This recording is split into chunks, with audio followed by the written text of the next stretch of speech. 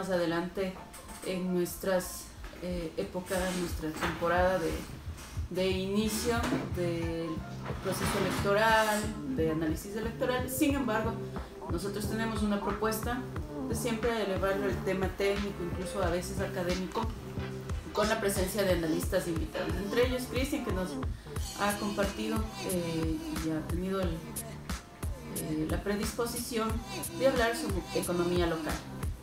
Una parte importante del desarrollo de un plan de trabajo o plan de gobierno es la economía. Bienvenido, Cristian. Muchas gracias y un saludo muy fraterno para ustedes, para los amigos que nos escuchan, deseando siempre un feliz año, que esta nueva temporalidad nos tope con muchas bendiciones y con muchos nuevos desafíos que se vienen y tomarlo de la mejor manera, ¿no? Y siempre atento a estar acá y gracias por la invitación.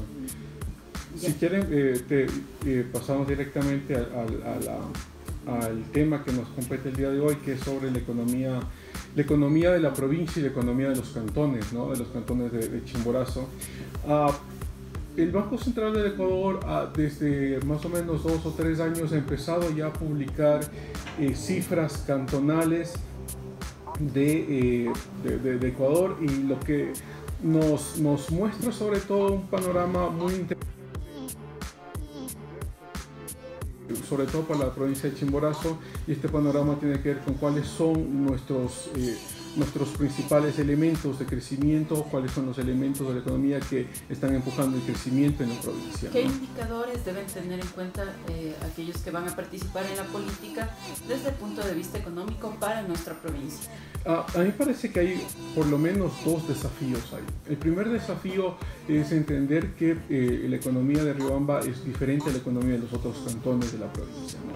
Y lo que nos han mostrado estos datos, Riobamba se mueve por 2 ejes principales. El primero, que es la construcción, y el segundo, que es el gasto público. Y el gasto público viene en forma de administración pública, en forma de gobiernos descentralizados, actividades inmobiliarias, por ejemplo. O sea, voy a ponerlo así: la construcción se ha movilizado es porque hay un gasto público que moviliza esa construcción, ¿no? Sobre todo, y ese es uno de los primeros desafíos que yo veo sobre todo para la economía de Riobamba, porque la construcción ha venido ya desde el 2017 decayendo, no sustancialmente, pero sí decayendo, y esto tiene que ver porque el gasto público ha disminuido, ¿no?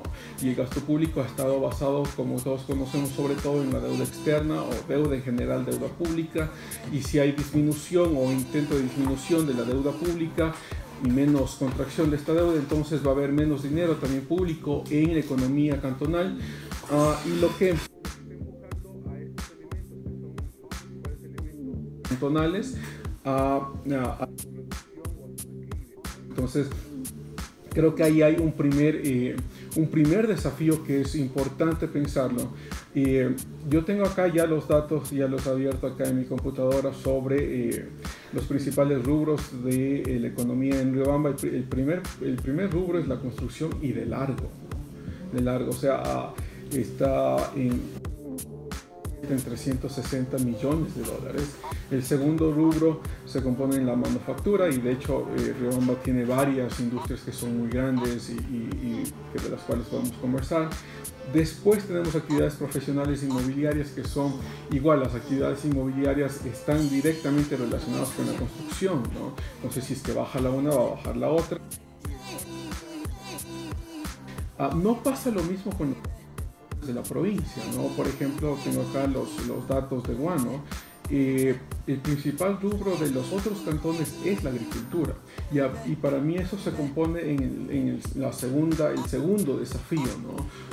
No podemos decir que la economía que pasa en Riobamba es la misma que la economía que pasa en los otros cantones de la provincia. De hecho, es muy diferente. En los otros cantones la agricultura sí se compone como el primer rubro de sus finanzas, ¿no? Sin embargo, hay una situación cuando hablamos de la agricultura, porque un gran porcentaje de habitantes del sector rural de los 9 cantones restantes de la provincia, pues se han trasladado, han emigrado a la ciudad de Riobamba o otras ciudades del país, y están abandonados los campos. Uno, cuando visita, prácticamente o se han dedicado a la ganadería, pero no a la producción agrícola para producir alimentos. Y entonces el tema de empleo, el tema económico también, yo creo que habría que hacer un análisis bastante serio, porque si bien en el sector rural la mayoría de los habitantes son de las comunidades, pero prácticamente no están trabajando en las comunidades, sino prácticamente concentrados aquí en la ciudad de Riobamba. Sí, el problema de migración interna es un problema real y no es un problema, y esto es muy interesante, no es un problema únicamente de nuestra región, me refiero a América Latina, solo de Ecuador, es un problema que afecta también a países desarrollados.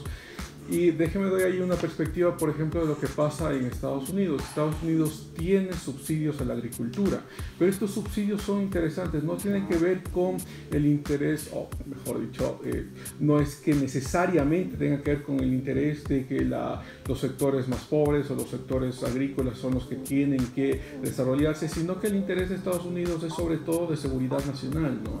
Es decir, se mantiene, yo algún rato había conversado justo aquí con ustedes de estos primeros intentos de Tratado Libre de Comercio, las negociaciones que se tuvo en 2006 con Estados Unidos.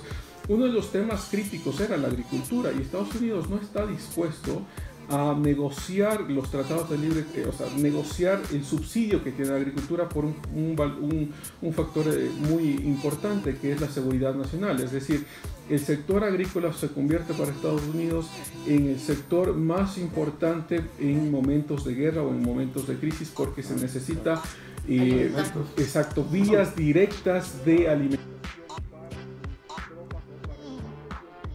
No están dispuestos a topar. En Estados Unidos es muy fuerte, ¿no? Y el sector ganadero también. Entonces, otra cosa que nos viene ya de regreso al ámbito más local, ¿cómo se podría lograr apuntalar los avances que se ha tenido en materia, si se puede decir que se han tenido avances en materia agrícola y en materia de la construcción más a nivel local, con otra forma de desarrollo de economía o impulsar otro tipo de manufacturas, por ejemplo? Claro, ahí sí interviene directamente las políticas locales, ¿no? Y lo que nos hay todos estos índices muy interesantes, el que más uno puede revisar es el índice de competitividad que tienen las Naciones Unidas o índices de cómo hacer negocios, el que se llama el Doing Business, ¿no? Y en el caso ecuatoriano, y esto también con nuestro cantón,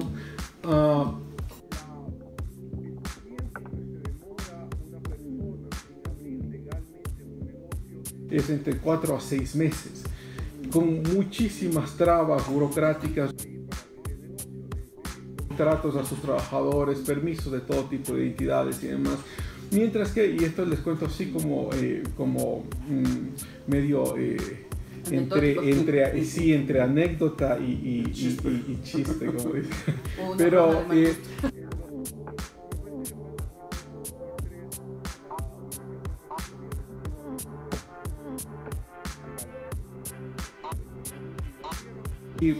una de las anécdotas que conversaban era que cuánto se demoraron legalmente en Miami fue una semana. Y acá uno se pregunta, y yo a mis estudiantes les digo, en los últimos 10 años, ¿cuántas universidades privadas se han abierto? Ninguna, exacto. Todos han sido públicas, privadas que teníamos, y ahí podemos debatir mucho si era necesario o no cerrarlas, pero han cerrado, ¿no? Y eso nos lleva también al modelo de negocios en la región, ¿no? Y cómo eso se convierte en una limitación al desarrollo de las inversiones, ¿no? Por ejemplo, en Panamá uno el primer día el formulario legalmente, la información legal se manda online solo para advertir al gobierno de que se va a abrir este tipo de negocio. El segundo día es para aceptar el negocio, y no quiere decir que no haya lo que de hecho las revisiones son mensuales.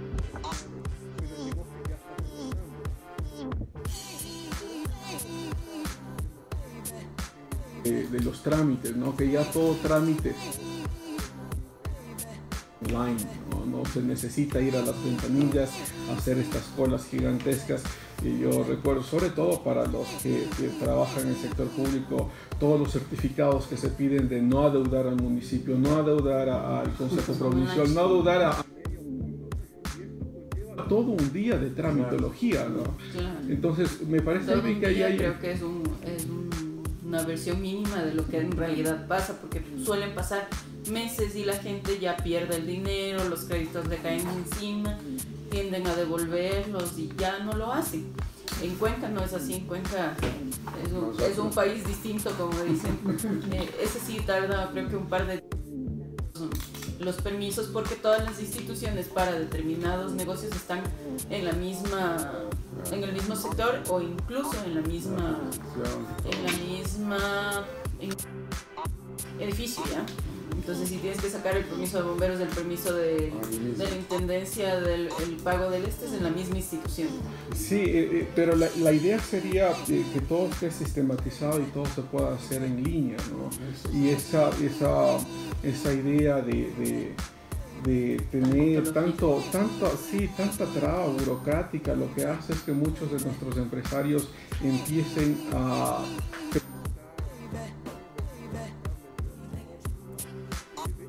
América Latina, sobre todo Ecuador, sobre todo nuestra región de Chimborazo, estamos llenos de microempresarios.